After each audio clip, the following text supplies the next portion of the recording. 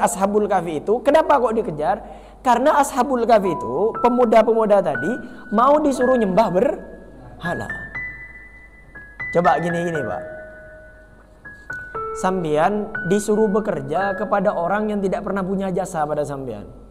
Sampean disuruh jadi pembantu pada orang yang tidak punya jasa pada sampean. Menolak tidak sampean? Nah, maka suatu saat ketika meskipun Dajjal yang datang, ketika kita diminta oleh Dajjal, ayo nyembah saya, tetap kita katakan bahwasanya Rabbuna Rabbus samawati wal ardh. Yang memberi makan saya itu adalah Allah. Misalnya Dajjal nanti bilang, kalau kamu tidak ikut saya, kamu akan mati kelaparan. Hei Dajjal, sebelum kamu lahir, saya ini sudah hidup. Sudah hidup.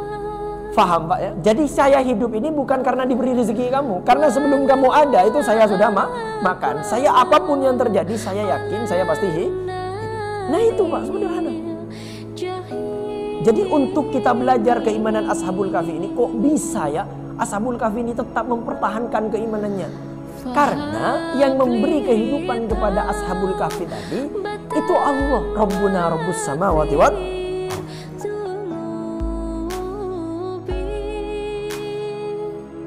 Rabbi israh li sadri wa yassir li amri wahlul 'uqdatam min lisani yafqahu qawli.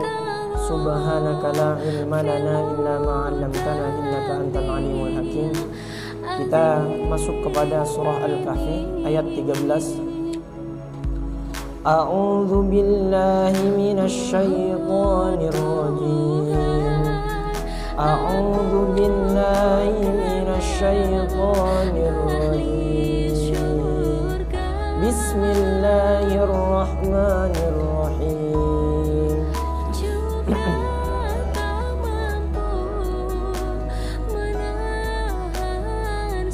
Nahnu naqussu 'alaika naba'ahum bil haqq.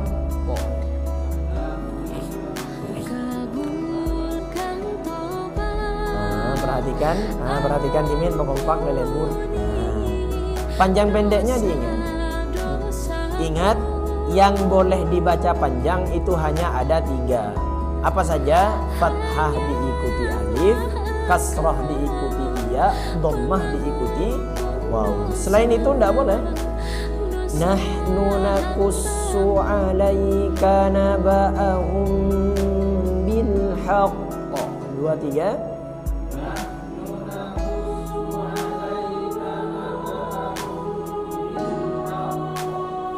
Innahum fityatun amanu bi rabbihim wa zidnahum huda.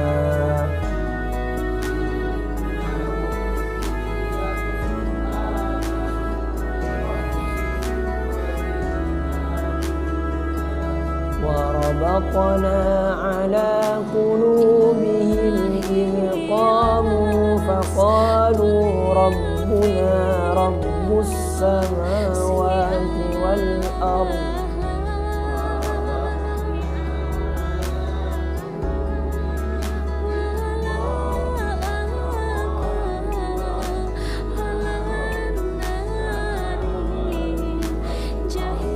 Lan nad'u min dunihi ilahan laqad qulna idzan syaqqa.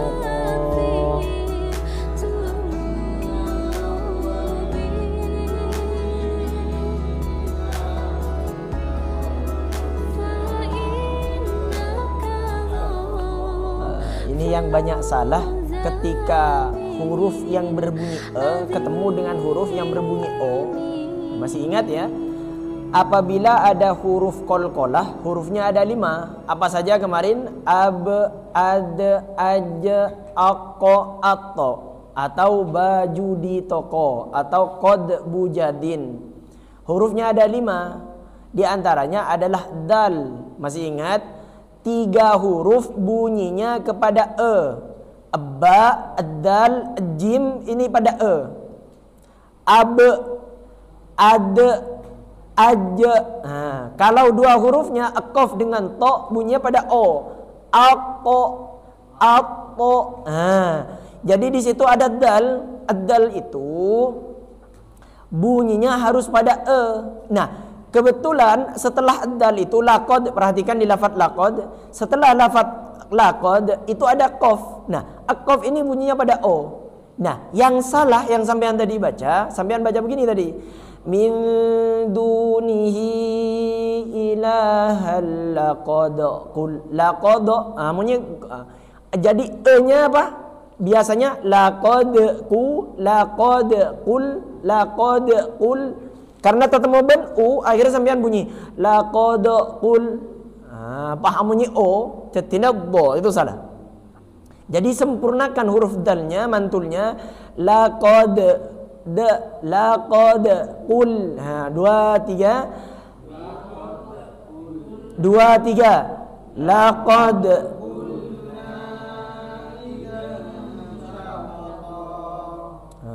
Ini pentingnya, Pak. Orang yang membaca Al-Quran dibandingkan dengan orang yang belajar Al-Quran, yang saya kirim kemarin itu videonya, kata ulama, itu perbandingannya seperti bulan purnama dengan ribuan bintang. Jadi meskipun banyak bintang hilang, bila bulan purnama sempurna, hilang bintang api, Pak. Jadi keutamaannya orang yang mencari ilmu dibandingkan dengan membaca sendiri, itu kata ulama diperbandingkan sama seperti bulan yang terang, yang sempurna dengan beberapa bintang-bintang. Bahkan yang kemarin ada seorang ulama yang berceramah, orang yang mengkaji Al-Quran, meskipun satu ayat dia faham dan merenungi maknanya, itu lebih baik dan meskipun hatam puluhan kali, hatam berpuluh juz, hatam tak paham, itu lebih baik sampean satu ayat faham. Nah, kenapa kok Quran diturunkan tak langsung sekaligus ke Rasulullah? Karena benih juntam hataman Quran itu. Tapi biar diamalkan. Nah, bagaimana diamalkan kalau tidak faham? Baik. Nah, apalagi kita masih salah bacanya. Nah, ini kalau tidak dikaji ini kan banyak ini yang salah.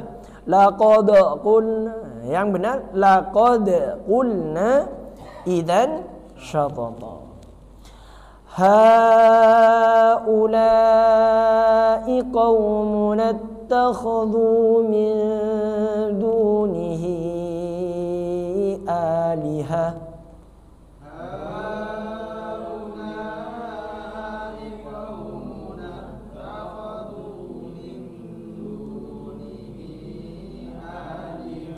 Laula ya'tuna 'alaihim bisultanin bayyin.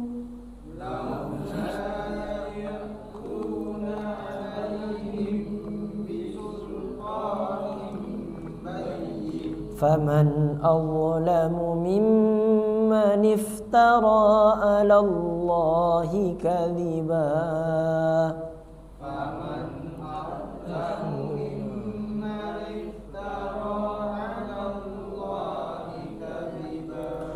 وَإِذِ اعْتَزَلْتُمُوهُمْ وَمَا يَعْبُدُونَ إِلَّا اللَّهَ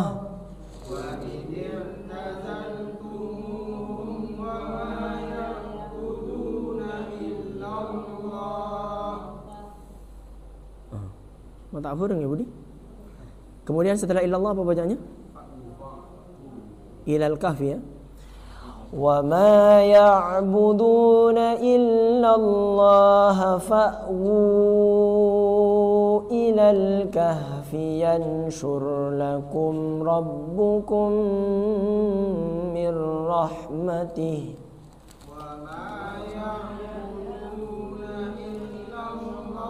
فَأْوُوا إِلَى الْكَهْفِ يَنشُرْ لَكُمْ رَبُّكُمْ مِنْ رَحْمَتِهِ وَيُهَيِّئْ لَكُمْ مِنْ أَمْرِكُمْ مِرْفَقًا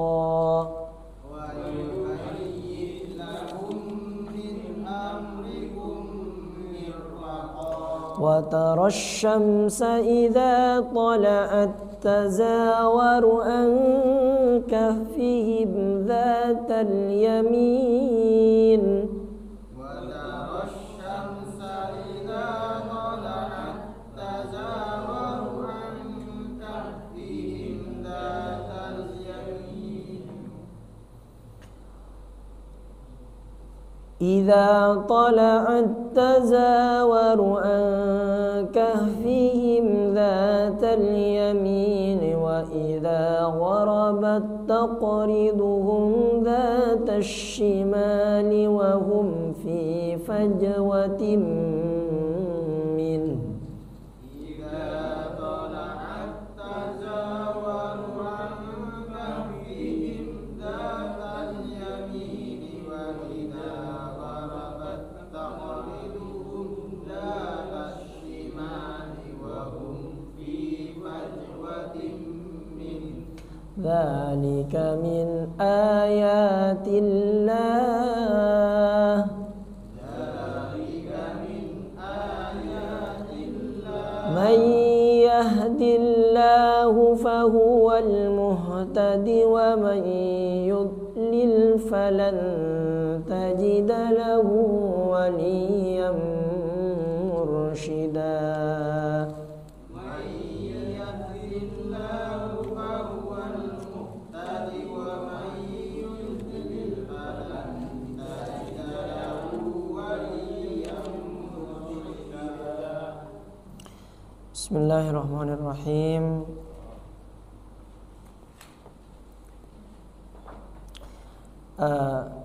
Saya ingatkan kembali sebelum kita membahas ayat-ayat Allah ini, bahwasanya semua yang difirmankan oleh Allah dalam Quran itu tidak ada keraguan dan pasti benar, Pak.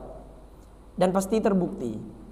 Dan yang lebih baik, yang lebih pasti lagi, semua yang ada di Quran itu sudah sesuai dengan kenikmatan kehidupan kita. Jadi kalau kita mengikuti Al-Quran pasti nyaman, pasti bahagia. Karena Quran itu tidak ada yang salah dan tidak ada yang juga yang tidak nyaman. Pasti nyaman semua. Jadi semua di Quran itu pasti nikmat. Maka ketika kita nanti mendapati perintah untuk kita, maka lakukan, karena perintah itu pasti nikmat. Nahnu naqussu, kami ceritakan, kami bacakan alaika kisah mereka kepadamu dengan sebenarnya. Alaika bil haq naba'ahum bil haqqi innahum fityatun amanu bi rabbihim. Sesungguhnya mereka itu adalah pemuda-pemuda wa amanu bi rabbihim, yang beriman kepada Tuhan mereka, percaya. Jadi apakah kita bisa beriman ya meskipun tingkatnya mungkin tidak sama dengan Ashabul Kahfi, tapi kita juga bisa melatih secara ilmu. Kita bisa beriman dengan sama seperti mereka, Pak. Sekali lagi saya ulang. Kita mungkin sederajat keimanan dengan mereka, mungkin tidak akan sama dari puncak keimanannya, tapi minimal secara ilmu kita nyaman dan bisa seperti mereka. Nah, ketika kita bertanya, kok bisa ya Ashabul Kahfi itu beriman seperti itunya kepada Allah? Sebenarnya kalau kita ini secara ilmu ya, bukan secara perasaan. Coba, kita ini hidup apa dihidupkan? Ini sering saya katakan, dihidupkan. Dan kita ini bukan bertemu, Pak, tapi dipertemu.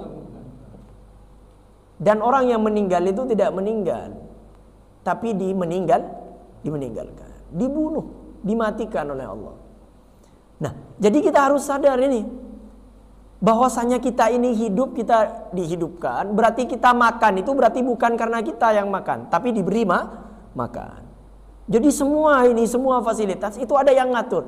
Nah, yang ngatur itu Allah itu. Nah, kenapa kok mereka ini tidak takut kepada siapapun? Karena mereka itu tak norok ngatur kita gitu, Pak. Sederhana seperti itu saja. Kenapa kok kita tidak boleh takut kepada hantu, setan misalnya? Karena yang ngatur kita itu Allah itu.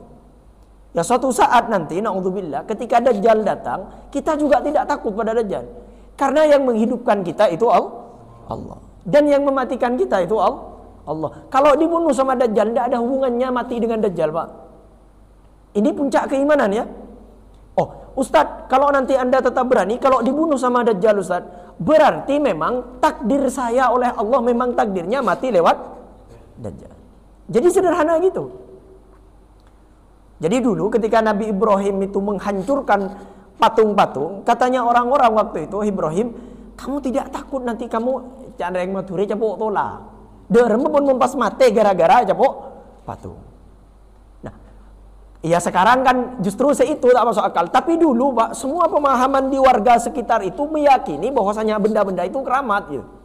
Katanya Nabi Ibrahim, kalau saya ini tidak yakin ini bisa membunuh, karena saya ini hidup, ada yang menghidupkan. Kalaupun saya mati, bukan karena saya dibunuh sama patung ini, tapi saya dibunuh oleh Allah. Jangankan dia mau membunuh saya, mau ngatur kehidupan saya, mengatur kehidupannya sendiri tidak bisa. Sama juga Pak, ketika kita diancam oleh orang untuk mempersekutukan Allah misalnya, untuk bermaksiat kepada Allah, kita yakin seperti Ashabul Kahfi ini. Jadi kita tidak boleh takut. Aduh takut mati Ustaz. Yakinlah mati kita itu tidak ada hubungannya dengan orang itu, dan hidup kita juga tidak ada hubungannya dengan orang itu. Kalau mati disembelih Ustaz, coba Pak, bedanya kita ini hanya dua, mati husnul khotimah atau mati su'ul khotimah. Intinya sama-sama mati, kan intinya itu Pak. Nah, ada orang yang takut mati untuk membela agama Allah atau berada dalam kebenaran, tapi dia tidak takut tidur di atas ranjang. Padahal orang yang mati dibunuh orang dengan mati di atas ranjang, lebih banyak mana yang mati? Di atas ranjang. Tapi orang tidak takut. Jadi kita harus yakin.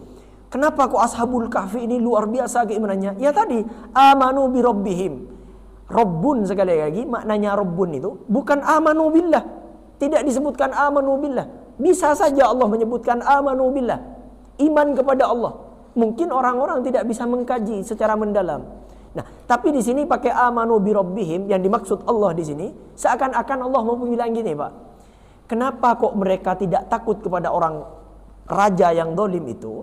Karena dia percaya bahwasanya yang ngatur kehidupan dia itu saya, kata Allah. Jadi tidak ada hubungannya raja itu dengan kehidupan Ashabul Kahfi. Wazidnahum huda. Karena mereka yakin dengan Tuhannya tadi ada yang ngatur, maka Allah tambah petunjuk kepadanya. Warabatna ala qulubihim, dan kami meneguhkan hati mereka. Kami memperkuat mereka itu idza qamu, di waktu mereka berdiri. Orang zalim kemudian mereka berdiri, faqalu rabbuna rabbus samawati wal ard. Apa katanya dia? Bahwasanya Tuhan yang memberi saya ini, yang memberi semua itu adalah Allah.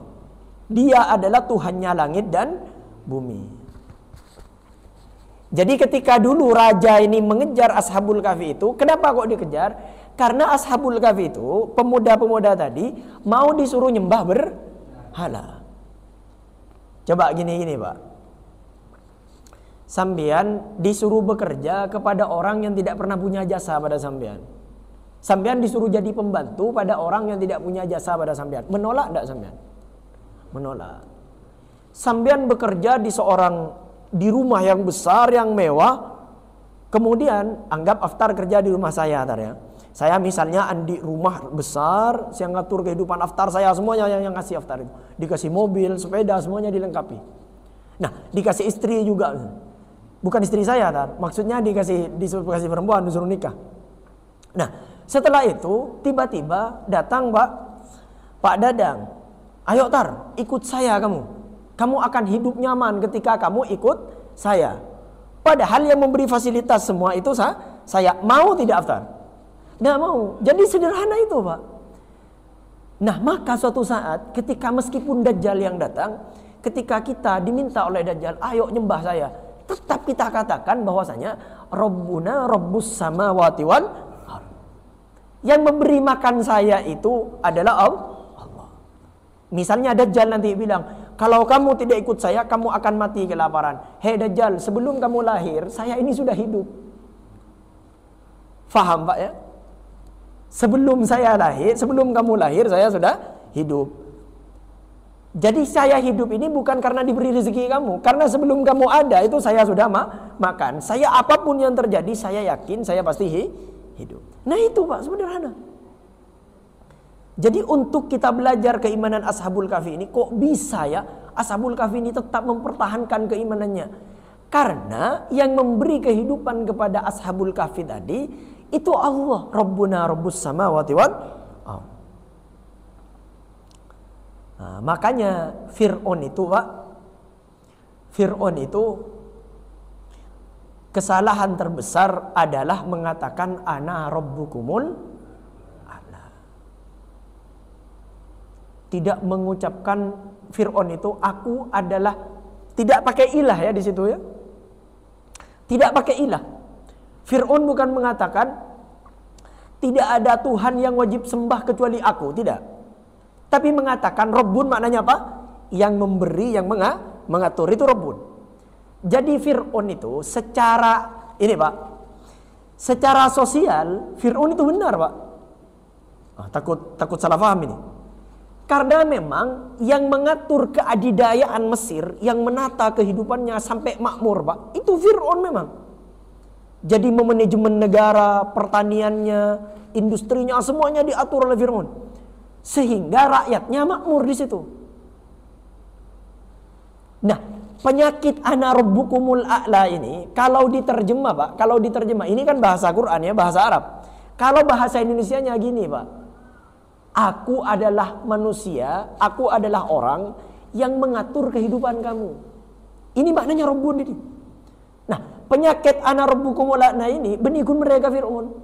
Terkadang mereka kita. Buktinya mana? Banyak orangnya.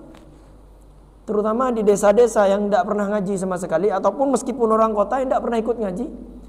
Coba rata-rata, coba sampean ketika ada orang laki-laki baru meninggal dunia, pah bini nengoda, anan ki dengoda kepinik gini. Apa yang diucapkan pertama kali? Nangis. Saya pikir kade remeben. Rakira begini Pak. Coba dengerin Pak ya. Kak, dek remah, ben tak sering apa jeng berjamaah aki, mana ben ko orang, tu sana ben banyak, ben dia yang nangis nggak nih kan?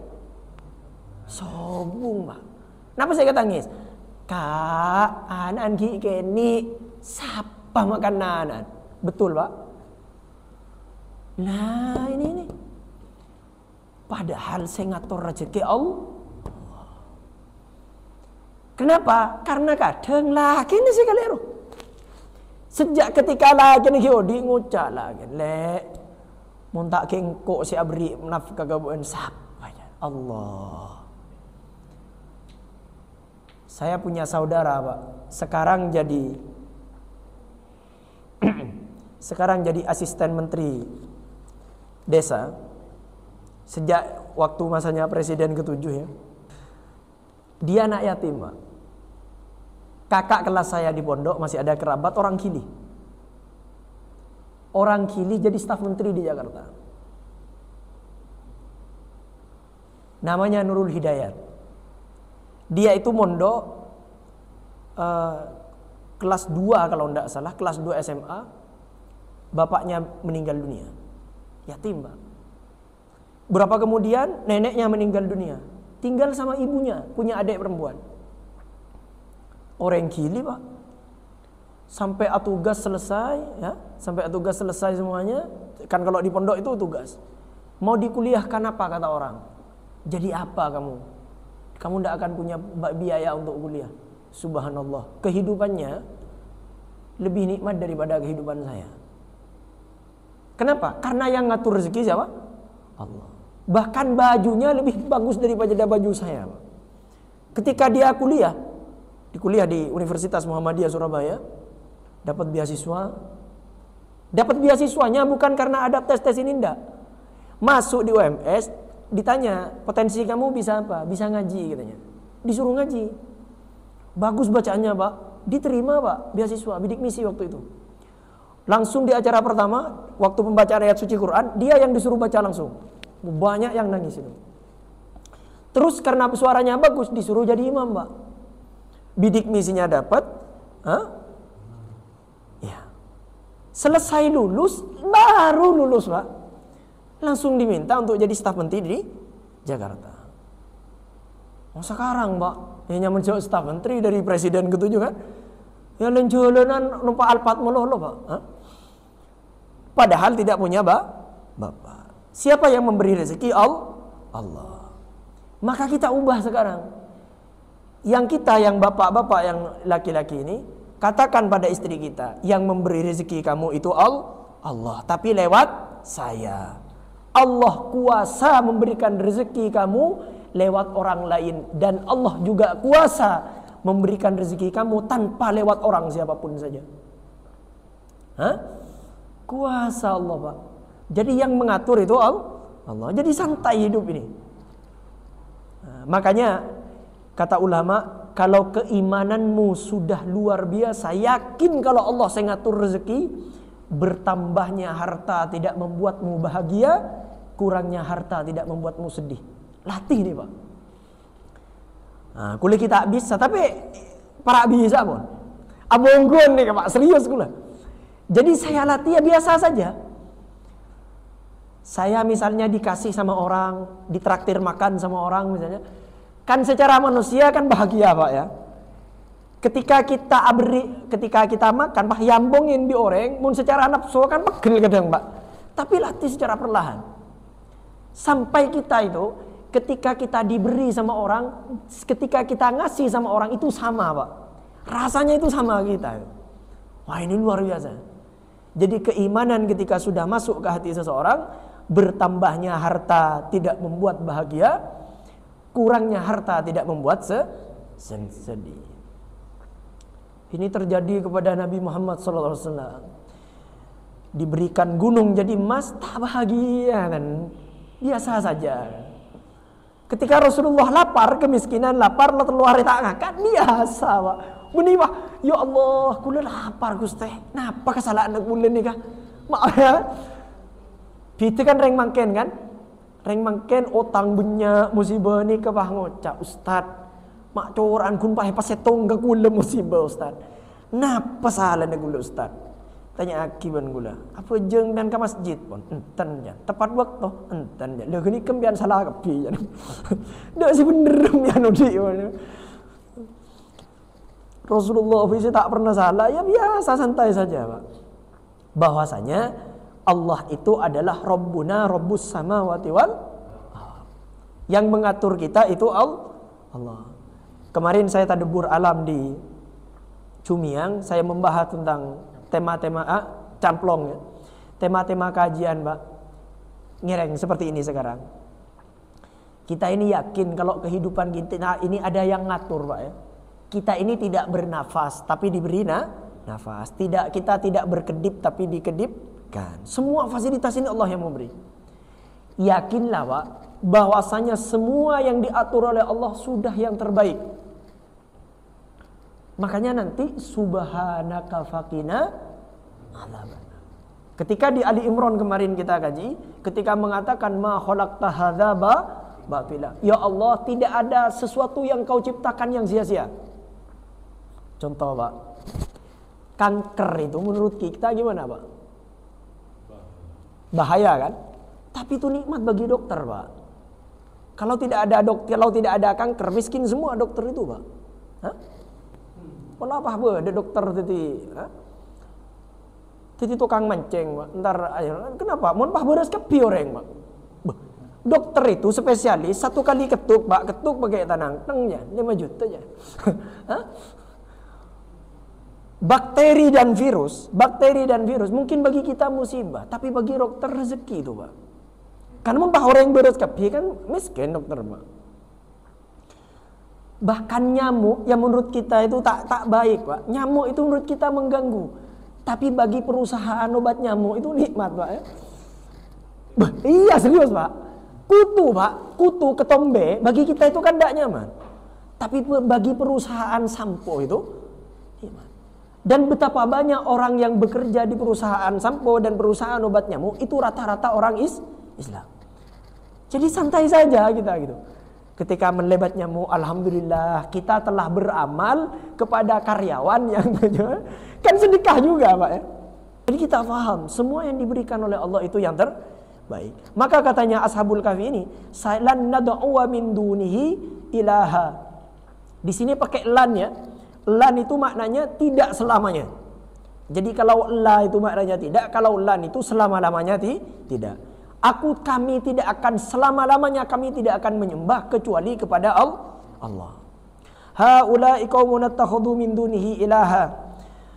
Mereka, kaum ini telah menjadikan selain dia sebagai Tuhan-Tuhan, yakni selain Allah sebagai Tuhan maksudnya. Mengapa tidak? Ya'tuna alaihim bisultanin bayyin. Mereka mengemukakan atas perbuatan mereka itu, atas penyembahannya yang mereka lakukan itu, bisultanin bayyin, alasan yang terang, hujjah yang nyata.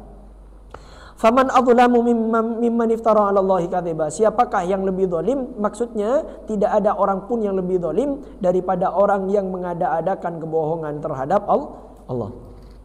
Yang dimaksud adalah kesyirikan. Wa idza tazaltumuhum wa ma ya'buduna illallah. Dan apabila kamu meninggalkan mereka beserta apa yang mereka sembah selain Allah, maka carilah tempat berlindung ke dalam gua itu, niscaya Tuhan kalian akan melimpahkan sebagian rahmatnya kepada kalian dan menyediakan suatu yang berguna bagi kalian dalam urusan kalian. Jadi disuruh mencari tempat yang berlindung, yaitu gua. Fa'u ilal kahfi, disuruh mencari tempat berlindung yaitu gua. Artinya apa-apa yang menjadi keperluan kalian berupa makanan siang dan makanan malam. Jadi semua yang nanti yang mereka cari Allah akan lengkapi, Allah akan berikan rezeki. Nah,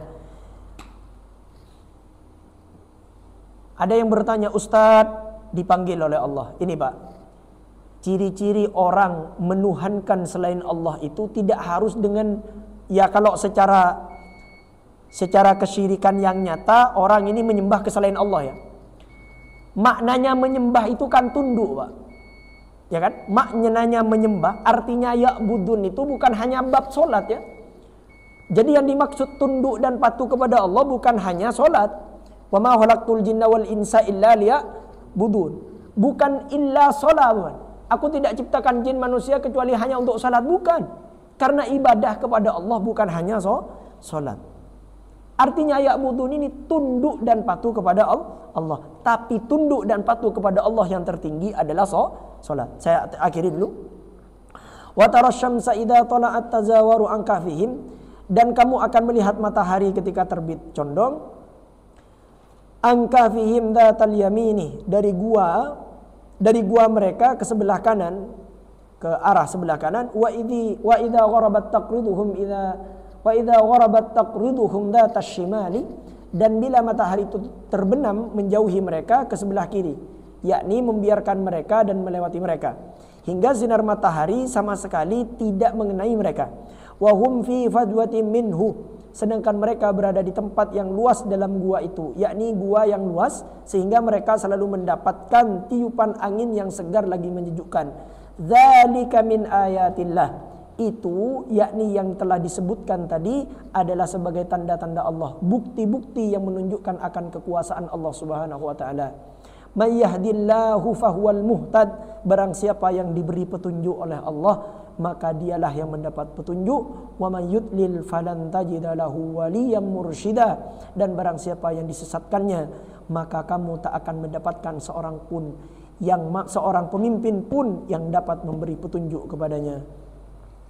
Aqulu qawli hadza wa astaghfirullah li wa lakum innahu huwal ghafurur rahim. Nasrun minallahi wa fathun qarib. Assalamu alaikum warahmatullahi wabarakatuh.